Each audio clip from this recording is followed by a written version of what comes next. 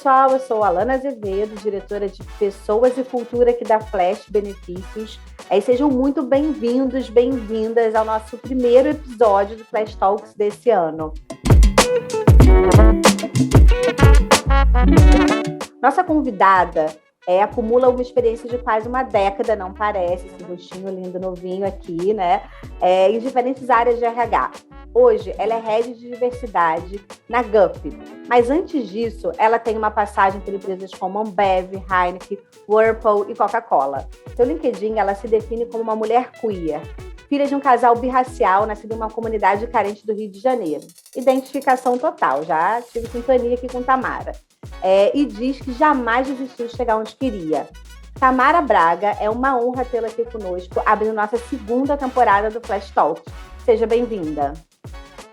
Ai, é um prazer para mim estar aqui com você, né, Alana? Você é uma inspiração também. Eu espero que a gente possa se conectar cada vez mais, porque acho que a área de benefícios é uma das que mais precisa de ajuda em relação à diversidade e inclusão. Tenho certeza que o papo vai ser muito rico para essa galera toda que está aqui nos acompanhando.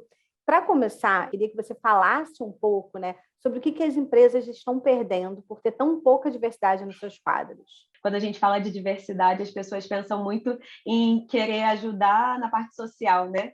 Obviamente que isso é ultramente importante, mas quando a gente fala do mundo corporativo, a gente precisa falar de inovação, de lucratividade, de rentabilidade. E quando a gente não fala de diversidade dentro desses ambientes, a gente está deixando de contemplar grande parte da população que ainda não tem acesso a produtos, que muitas das vezes não são acessíveis, não foram feitas para aquelas pessoas. Então, quando a gente dá foco nisso, a gente acaba tocando em públicos que ainda não foram utilizados, não foram observados, não foram encaminhados nesses produtos. Então, é bem interessante que a gente consiga analisar produtos, fluxos e processos de uma forma que a gente consiga contemplar todo mundo, né, e que todo mundo se sinta pertencido àquilo. Um grande exemplo disso foi o projeto que eu fiz na Whirlpool, né?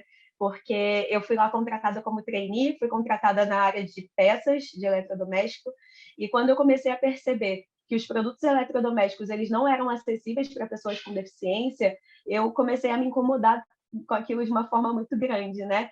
E percebi que dava para a gente poder fazer várias coisas e fornecer esses produtos de uma maneira mais acessível para essas pessoas.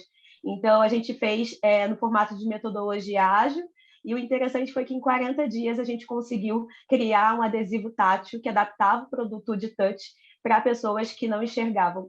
E com isso a gente acabou fazendo parceria com uma ONG para eles ajudarem a gente a criar esse design, né? Obviamente, porque não dá para a gente tirar o design da nossa cabeça, porque como a gente enxerga, a gente entende de outra forma. Então a gente coloca esse consumidor no centro, entende o que ele realmente precisa para poder se adaptar àquele produto. E a gente criou esse adesivo incrível, que foi muito rápido. A gente conseguiu entregar essas cozinhas para eles, e hoje em dia eu ainda recebo mensagem dessas pessoas falando que tem 40, 50 anos de vida e que eles nunca puderam fazer comida sozinhos, mexer na geladeira sozinhos, e depois disso a gente conseguiu criar, né, essa conexão e fazer com que eles pudessem ser mais independentes dentro da própria casa, que é uma coisa muito absurda que o mundo ainda seja dessa forma, né? Então, isso é um pequeno exemplo, mas pensando em pessoas com deficiência, são 24% da população, né? É um grande volume de pessoas que a gente não pensa quando a gente cria processos e produtos. Então, essa é a importância de falar de diversidade em todos os âmbitos e não achar que diversidade se resume ao RH, porque muitas das vezes é isso que as empresas fazem, né? Legal, Tamara. Você traz uma visão assim bem extensa para a gente sobre esse conceito, né? Eu acho isso bem legal. Acho que você está trazendo uma visão de que a sociedade ela é, na sua natureza, diversa e múltipla, e com isso a gente acaba tendo um mercado consumidor também diverso. Então, ter a diversidade aqui dentro das empresas deixa de ser um papel de RH e passa a ser um papel de negócio. Eu acho que esse é o grande foco que você traz e que me chamou muita atenção, né? Eu tenho ouvido muito falar sobre a questão de diversidade cognitiva. Então, quando você traz a diversidade para o centro do negócio, você traz uma diversidade cognitiva para as discussões, porque as pessoas têm múltiplas histórias, múltiplas experiências. Isso é o negócio das empresas, né? Ainda também me causa estranheza ainda na sociedade, em modo geral, né? A gente vê e vive isso o tempo todo, ainda há pouca participação das diversidades, embora elas sejam a maioria, elas são as minorias, dentro das empresas e principalmente em cargos executivos e de liderança, né? Então, acho que é um trabalho para além do RH, como você falou, as pessoas tendem a deixar isso muito com o RH, e na verdade é uma visão de negócio. Gostei muito dessa visão, Tamara. Existem algumas pesquisas, né, que falam sobre essa rentabilidade e lucratividade e realmente tem a ver com esse espelho da sociedade. Porque, por exemplo, quando a gente fala de um produto como a cerveja, não é só o homem que bebe, né? Então a gente começou a perceber que as mulheres também bebiam. Então a gente começou a fazer marketing para essas mulheres também, entender que não dá para retratar só a experiência do homem dentro de um marketing de cerveja. E isso acabou fazendo com que as mulheres se engajassem a comprar aquela cerveja que estava do lado dela, né? Então, assim, é a mesma coisa para todas as outras vertentes. As empresas que querem contratar pessoas que são de recortes de diversidade, elas também têm que entender que o produto tem que conversar com essas pessoas, porque hoje a gente está escolhendo, né? A gente está podendo escolher em qual empresa que a gente quer estar. E a empresa que eu quero estar é aquela que me representa, é aquela que entende que eu também sou uma consumidora, que eu também sou parte dessa sociedade e que eu quero fazer essas mudanças acontecerem, fazer essa inovação acontecer. Então, é muito interessante essa visão de negócio, né? Porque quanto mais a gente faz o negócio virar para a diversidade, mais a gente consegue também virar o ponteiro do recrutamento, da atração e da marca empregadora da empresa. Então, tudo é conectado no final das contas, né? A pessoa de diversidade pode estar lá dentro da área do RH, mas a gente tem que entender que essa pessoa está ali para dar suporte, né, a todas as áreas do negócio a seguirem da melhor forma para incluir e fazer com que as pessoas se sintam pertencidas. Porque se eu contrato, por exemplo, uma pessoa trans e eu não adapto um processo de DP para poder receber essa pessoa, a pessoa não vai ter o nome dela correto sendo usado, vai estar usando o nome morto, vai ter várias problemáticas que vai fazer com que essa pessoa queira sair da empresa. Então, a gente tem que realmente ter essas pessoas para a gente entender quais são essas dores para poder efetivamente fazer essas mudanças e adaptações, né? Para todo mundo se sentir da mesma maneira, todo mundo querer continuar ali, até porque agora a gente está nessa grande perda, né, de pessoas para o mercado, principalmente economicamente falando, né? A gente está realmente tendo esse turnover maior e as empresas precisam criar também esse senso de pertencimento, de retenção e desenvolvimento dessas pessoas, né? Isso me leva a um outro ponto, né? Que parece que é crucial nesse meio do caminho aí, no núcleo disso tudo, que é a liderança, né? Os líderes são os representantes da empresa imediatos no dia a dia da empresa, não só na gestão de pessoas, mas também no desenvolvimento de produtos, nos negócios, né? São eles os orquestradores das visões internas, né? E aí, pensando nisso, Tamara, eu queria saber a sua opinião, né? Do que os líderes precisam ter em mente para fazer a gestão de uma equipe diversa? Eu costumo dar um conselho, na verdade. Quando a gente quer falar sobre diversidade em qualquer lugar, principalmente em lugares que ainda não falam muito sobre isso, a gente precisa ouvir as pessoas que estão no espaço. Porque eu, por exemplo, eu sou uma pessoa de diversidade, mas eu não estou elencada em todos os recortes de diversidade. Então, aqueles recortes que eu não tenho são os recortes que eu mais busco conhecer sobre, são os recortes que eu mais quero estar perto das pessoas, mais eu quero tirar dúvida, mais eu quero entender como é que funciona, o que está dando errado, principalmente o que está dando errado, porque o que está certo está de boa, né? O que está dando errado que a gente precisa corrigir.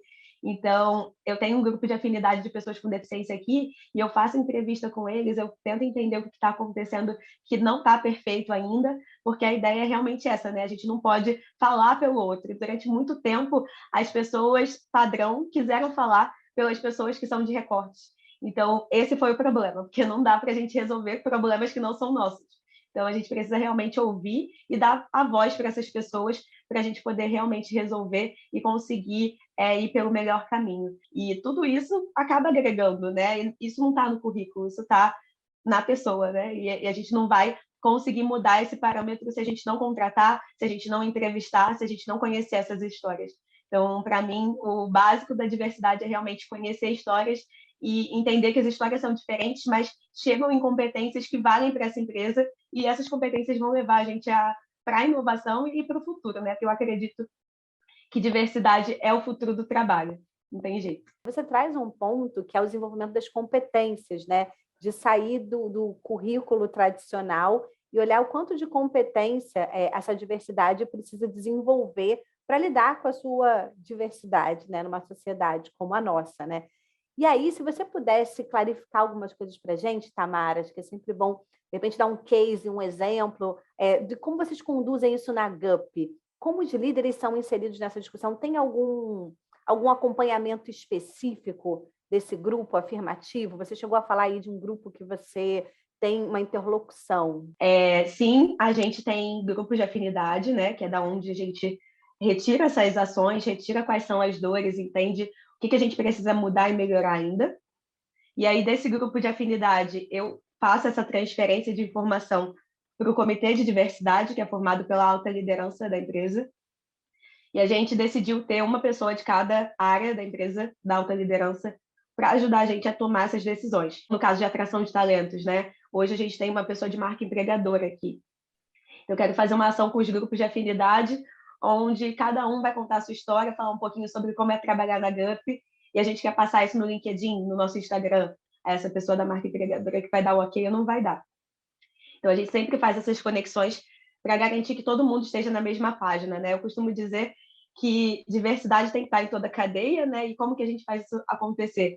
A gente precisa estar com todo mundo conectado e todo mundo caminhando na mesma velocidade. Então, eu estou contratando essas empresas para ajudar a gente e todas elas com expertise focada, né, em cada pilar, para a gente garantir que a gente mapeie esses gaps dessas pessoas e faça com que elas se acelerem dentro da GUP. A gente vai usar essas mesmas empresas para poder treinar esses líderes sobre como dar feedback, né, porque é diferente, né, sobre como tratar essa pessoa, sobre como fazer essa pessoa criar o seu plano de desenvolvimento individual, porque é diferente, a gente tem mais dificuldade, porque a gente não foi ensinado em nenhum momento a estar dentro de um mundo corporativo, né? Pensando que cada vez mais a gente tem uma sociedade, né, múltipla, diversa, né, e que assume diferentes configurações familiares, pessoais, as necessidades das pessoas acabam sendo diferentes, né? E com isso vem aí uma nova onda, assim como da Flash, né, da gente pensar nos benefícios mais flexíveis, pautados na necessidade do colaborador, mas é claro que a gente também tem que atender a cadeia regulatória, né, que é do sindicato, que tem algumas obrigações legais que as empresas devem cumprir. Como você vê essa questão da flexibilização dos benefícios dentro de empresas que querem fomentar a diversidade e a inclusão?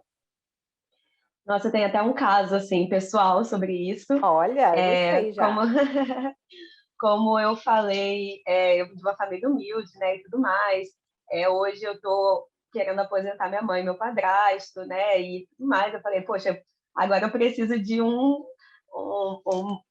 vale, né, que funcione para eu poder fazer compras em casa e tudo mais. Eu comecei dentro de uma empresa que eu falei, poxa, agora vai, vou conseguir dar o cartão para ela poder fazer compras e tal. E no final das contas não dava, por quê? Como eu estava num cargo de especialista, que é um cargo de liderança, eu não tinha direito ao VR, né, ao de alimentação que compra no mercado.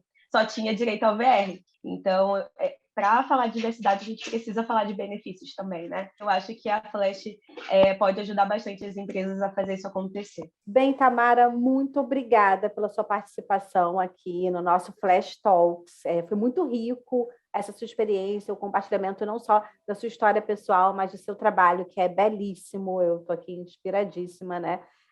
Muito obrigada por compartilhar todo esse conhecimento com a gente. Obrigada a você pelo espaço, né, e pela troca.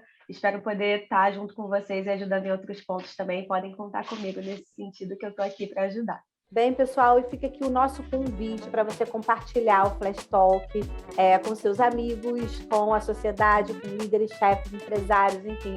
A discussão é ampla da sociedade e vamos fazer chegar ao máximo de pessoas possíveis esse tema.